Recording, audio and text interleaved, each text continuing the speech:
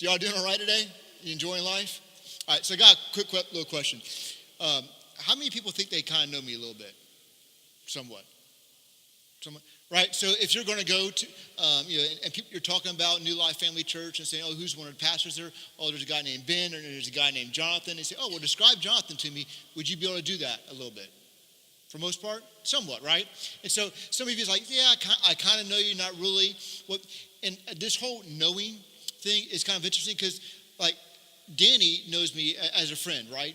And Damon and Missy. So y'all know me as your friends and we hang out, but then my wife knows me differently, wouldn't you say? Right? And my relationship with my mom and dad is different from my wife's to yours, right? And then my relationship with my children is different than my wife's, which is different than yours, which is different from my parents, which is different from my brother and sister, which is far different than my high school friends.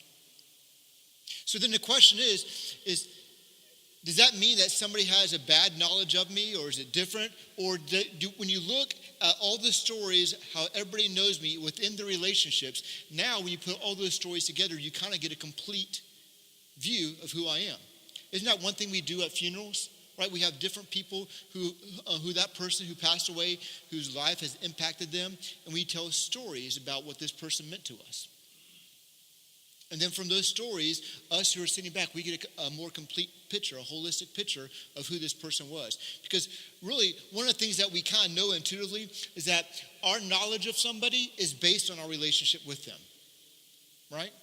We can kind of all agree on that. So our knowledge of somebody is based on our relationship with them. If we have a healthy relationship with them, then obviously our knowledge will be healthy. If for some reason we have a skewed relationship or there's been pain within that, then how we see that person is damaged as well. Obviously, if somebody was physically abused, whenever they come up to that person who is a physical abuser, then no matter how good of a person this was, or what they've done in their life, or what kind of great child they were, or if they're a star athlete, when that person sees them, their relationship is skewed, correct? So our knowledge of who a person is based on their relationship. So if that's true of us as humans, don't you think that's true of God as well? That as I go throughout my life, I have my little blinders on, that my viewpoint of who God is only as good as I can see, right? So if we have a God who is infinite, who is all-powerful, and is grandiose and has been here before eternity began, and after I pass away, God, the same God will still exist. If I am to know that God, then how am I supposed to get to know him? Because we all know that my relationship with God, my knowledge of God is only as good as my relationship with God. So if I have an immature relationship with God, then my knowledge of God will never be great or never mature.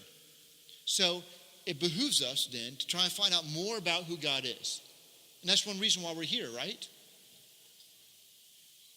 Because if we just go on about our life and we do our own little church thing and we just read the Bible for ourselves and we just kind of go along and don't really have any other spiritual conversations with anybody else, then our viewpoint of who God is limited. And one of the things that we believe that as a healthy and mature Christian grows, they have healthy and mature spiritual conversations with other believers. Because I know the way I see God is different than the way my wife sees God. And so when I talk to her about the God that she sees, now I'm able to see God the way she sees him. So my viewpoint of God just got bigger. And isn't that what discipleship is? And when we break it down, all discipleship is I'm helping other people see God the way I see him. Now, there also comes a burden with that. What happens if your view of God is slanted or kiltered, or because God didn't do what you asked him to do, so now you have a viewpoint of who God is, and it might not be a healthy one. And then everybody you come in contact with, they see an unhealthy view of who God is. And then everybody believes they're right for the most part, right? Isn't it kind of interesting how we have this whole situation to where people who call themselves Christians, we have the Catholics, and they believe they're right. And then there's the protesters, the Protestants, and they believe they're right. And then you have, within the Protestants, you have Baptists and Methodists and Episcopalian and all these different, and everybody believes they're absolutely right. So the question is who is right? And are there some commonalities and different things? It gets kind of confusing, right? If you want to find out who God is, and then you have all these different views, and then you have people who say they worship God, but then of Islam, well, is Islam right and Christianity is not? What about Judaism? What about Hinduism? So you have all these different religions, and can they all be the same? No, because that doesn't make logical sense either, right? You can't have so many things, and specifically if they're so different, there's no way for them all to be the same. So there has to be a true version of who God is. So what we're doing over these next few weeks is we're going to go into the story of discovering who is God. And how can we know the truth of who God is? Because if we want to know who God is, we want to have a healthy relationship with him. And we want to make sure it's the truest possible way. So how do you know that you have a correct view of who God is a question. That's what we're going to be going over the next few weeks. So one of the things I want to do as we intro this is, right now, there's kind of basically, I'm just going to take two different views of God. And some of this is, for today's conversation, we're going to have, I'm assuming everybody in here is either agnostic to where they at least believe there's something out there, or they're Christians or have a theistic background. If for some reason, if you're an atheist, then I'm glad you're here today. But today's conversation kind of doesn't start with you. It already starts with the presupposition that everybody believes that there's something out there, okay? So if you are an atheist, then I encourage you to read two books, okay? The first book is C.S. Lewis, Mere Christianity. This is more classic literature, and it is one of the best books to read. One of the best books to read if you want to go from being an atheist to being a theist to a follower of Jesus. C.S. Lewis, in fact, was an atheist, and he writes something, and it's just incredible. The second thing is, if you have a situation to where you're trying to find out who God is from an atheist point of view, there's a guy named Tim Keller. Tim Keller wrote a book called The Reason for God. Tim Keller is unbelievably smart, and so he writes it from in today's kind of apologetic world about, okay, why should you believe in God? And he goes from an atheistic point of view into a theistic, until ultimately a follower of Jesus. Cool? So, The Reason for God by Tim Keller, and C.S. Lewis, Mere Christianity. C.S. Lewis is more, it has some English terms in there, and it's more classical, and Tim Keller is more modern. Both of them are phenomenal books. So, so that's a presupposition, cool? So now, how do you know who God is? And so for the most part, we just determine that my knowledge of who God is based on my relationship with him. And if all of us in here, if we have different relationships with God, then how do you know which one is correct? Because we can kind of think of a whole bunch of different things, right? And so, in fact, one reason why we have so many different viewpoints of God is because everybody thinks they're right. And so one of the viewpoints of God or gods is a polytheistic viewpoint, that there's many gods. And in our culture today, there's not so much of polytheism. The more Hindu cultures believe in a polytheistic kind of thing where there's multiple gods and different things that accent. Obviously, the Greeks and Romans, where you had Zeus and all these different fabled gods, they understand about that. But so polytheism is, for the most part, they're saying, listen, there's all kinds of gods, as many gods as you can even think. And remember, Paul and Mars Hill in Acts talked about this. They even had a statue of the unknown God. Remember the story in Acts? And he said, listen, you have this statue for the unknown God. Let me introduce you to who he is. And so polytheism, one of the things about it, we kind of get it, right? Because humanity is diverse, right? And if you're looking at gods, you're saying, well, man, there must be a God of the day, God of the night, God of, there must be a God of sex, there must be a God of war, different things like that. So everything you can think of, a God of harvest. So therefore, if you're in farming, you want to worship the God of harvest because you're really hoping they answer your prayer so you can have a thing, right? And if you're interested in having a child, then you go to this God. And if you're interested in this, you go to this God. So there's a kind of a God for everything. But part of the problem with that is, what happens if you're worshiping the God of peace, but then there's a God of war that's making it, so is one more powerful than the other? Like, who wins? right? If you worship one God, doesn't that in effect mean you don't worship the other? And does that irritate that God? Now there's a conflict, right? So which God do you worship? Because they all can't be the same. In fact, one of the reasons why polytheism falls apart is because there has to be an ultimate God, right? Because you can't have multiple gods that have the exact same characteristics, because there has to be one that is ultimate in order for them to be God. And the classification of God is superior, right? So you can't have all gods be omnipresent, right? Not all gods can do that. They have to be singular. You can't have all gods know everything, omnipotent and all powerful. Not all these gods can. Only one God can do it. And so when you start looking at polytheism, it kind of breaks down a little bit. So that leads you more into today of monotheism. And one reason why polytheism is broken down so much is because when we look at it, it doesn't make sense. And that's the reason why more today's culture, we see more monotheistic religions out there, because logically they just make sense. And so that's why I'm not going to spend that much time on it. But so monotheistic, so now we're getting to the point where we have one superior God. So who is this one superior God? Because obviously, if God is going to be a superior God, then he has to be eternal. He can't be created, because that means the person who created him would be superior. So he has to be eternal God, the first uncreated being that created everything else we know and see. We will look around us, and this is what's called the general revelation. We would look around us and see how he created the universe.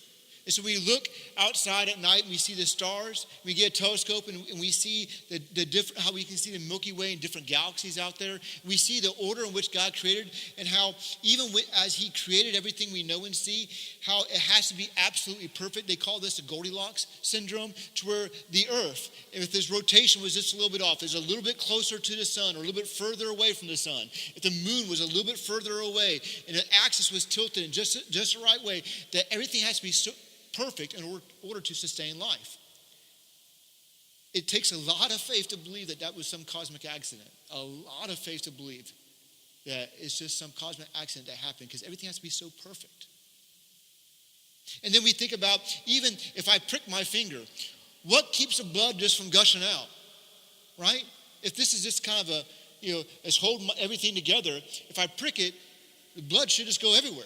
But for whatever reason, our body intrinsically knows that it sends cells up there to coagulate and stop the blood flow, and then it starts healing itself, and white blood cells all start to go into protection. In fact, that's the reason why you have body organs, and our liver is taking out the toxins. It's almost like our body was put together to survive.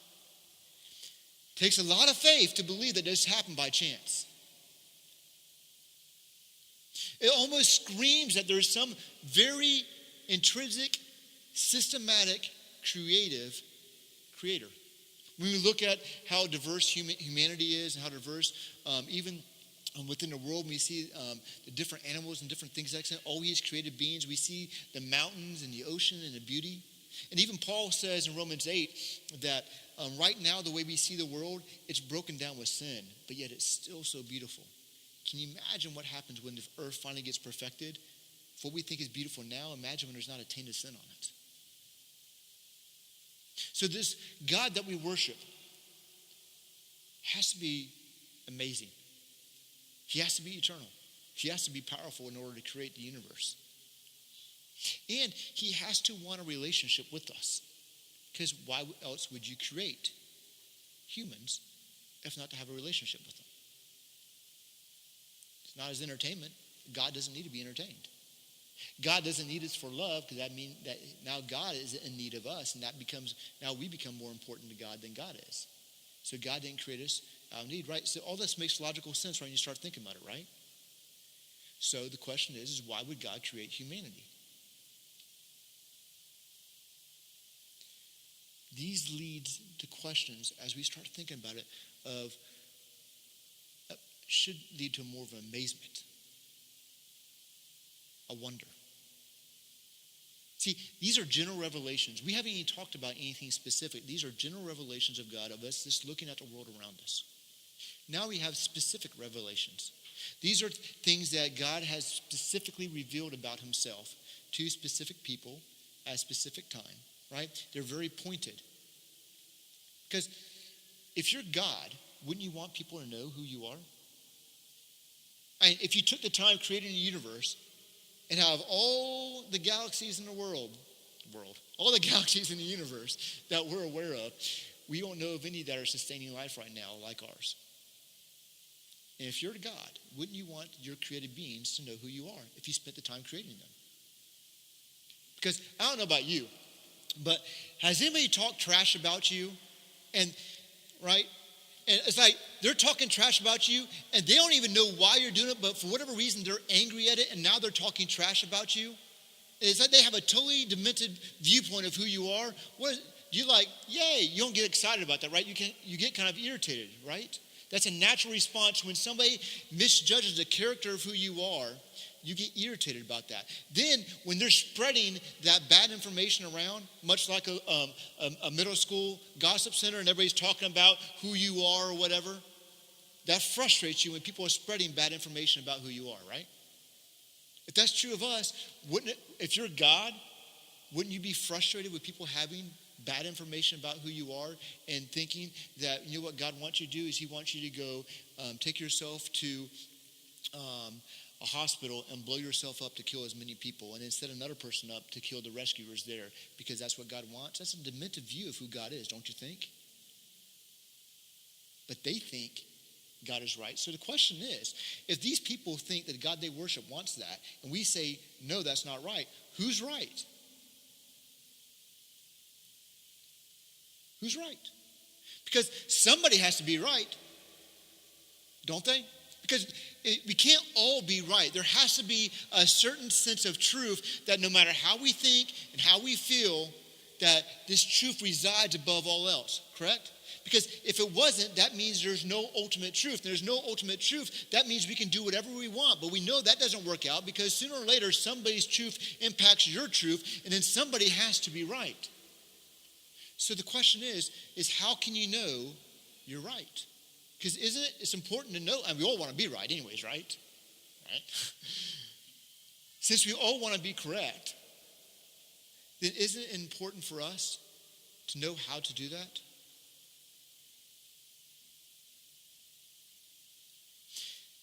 This is the sermon series we're going into. Welcome to How to Study the Bible. For the next few weeks, we're going to be going into this, and we're going to be discussing how do we know, one, the Bible is true? How do we know it's authoritative? How can we trust it? How can we read the Bible? Because the Bible is written through 66 different books by 40 different authors over 1,500 years, and there's poetry, and there's prose or a story, or there's wisdom literature, and there's symbolism. So how do you read the Bible with all these different things and written by different people from shepherds to kings? How can you read this thing? Because it wasn't written as one story, as one novel, as most people think. It wasn't written in chronological order. So we believe that in order to understand who God is, because we want to be correct in our view of who God is, because we all believe that there is one superior God, so how do we worship this one superior God? Because we believe that God wants us to know who he is, naturally, because we would want to be known. And if that's true for us, then maybe the reason why it's true for us is because as God's created beings, as his imago Dei, as his image bearers, then we have little traits of God in us. When we are relational, when we show compassion and love, when we want to be known, these are traits that God has put in us that resemble him. So we're going to be going over a sermon series of how to study the Bible. Because we believe that the most important thing in your life is have a correct knowledge of God, which depends on your relationship with him, which depends on how much time you spend with him and what you think of him. Because we all know that we can be wrong, correct? And some of our times, the problem with God is because we have a bad relationship with him, or we have a failed knowledge of him. One of the things that we hope to do throughout this sermon series, a lot of times in sermon series there's an overall reaching point, and we want you to go away from having a Bible devotional or daily devotional to a Bible study. And what we mean by that is the difference between a devotional is you're reading something, a little 5 or 10 minute thing, and you're going into it and you're trying to find out, well, how does this apply to me?